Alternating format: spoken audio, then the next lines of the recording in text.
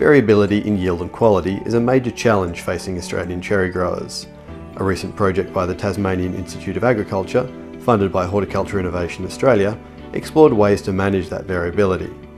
This project was phase 2 of a collaborative project with Washington State University, where we started out looking at crop load management for quality, and in phase 2 we expanded that to progress to more applied usage of plant growth regulators, both to improve fruit set in shy-bearing cultivars and to thin crop on oversetting cultivars.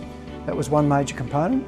Another major component was to look at the carbohydrate and pollination physiology of fruitlet shedding, which can be a serious issue in some seasons and in some varieties. Another major aspect is tree and fruit nutrition. So we looked particularly at nitrogen nutrition, its impact on fruitfulness subsequent season, bud strength, fruit quality in the current season and how the fruit stores, as well as some micronutrient works. The overarching outcome of all aspects of the project was to improve the yield and quality of fruit.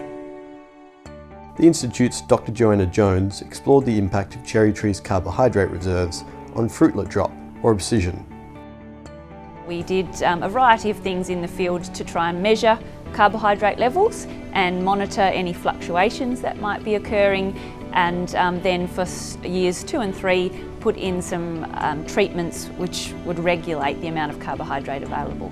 I guess the key outcome was that we got a really good understanding of carbohydrate fluctuations over the season in the trees, and we also had a clear indication of carbohydrate storage to different organs, and by doing the girdling, the trunk girdling, we could clearly show that we were disrupting that draw on reserves from the roots and also the transport of current carbohydrates back down to the roots at the end of the fruiting season. Managing orchard nutrition is also critical for reliable yields, but information on optimal nutrient supply for cherries has previously been limited. We wanted to understand the impact of nitrogen on cherry fruit quality, essentially, over a period of 3 seasons, and wanted to see how nitrogen interacted with water through irrigation, to see if we could try and increase fruit quality outcomes, have a look at where nitrogen went following fertigation and irrigation, and also whether we could make a distinction between pre-harvest and post-harvest nitrogen application. We found that when fruit nitrogen levels were within industry standard or recommendations, we found that even though we added significantly more nitrogen, we saw an increase in nitrogen in the fruit, but it had no impact on fruit quality.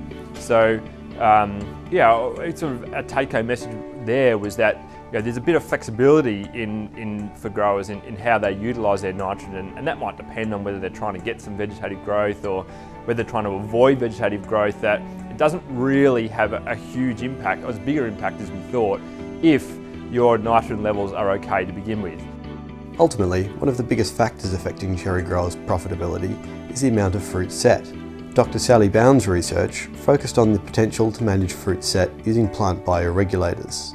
I was looking at 2 different aspects of crop load management. Some cherry cultivars are what we call shy bearers, very difficult to set fruit on, while some of the other cultivars actually set too much fruit, and if you leave all the fruit on, you end up with very small fruit and poor quality fruit. So the aim with those is to try and remove some of them. There were some key takeouts for cherry growers.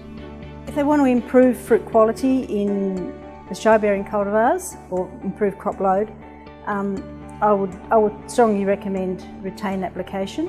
And for the heavier bearing cultivars, because fruit quality is so important, particularly for export fruit, you do need to reduce your heavy crop loads. Not all seasons, it's not necessary in all seasons, but in some seasons you do get a lot of bunching of fruit. So if you can thin that out, then that's really beneficial to fruit quality.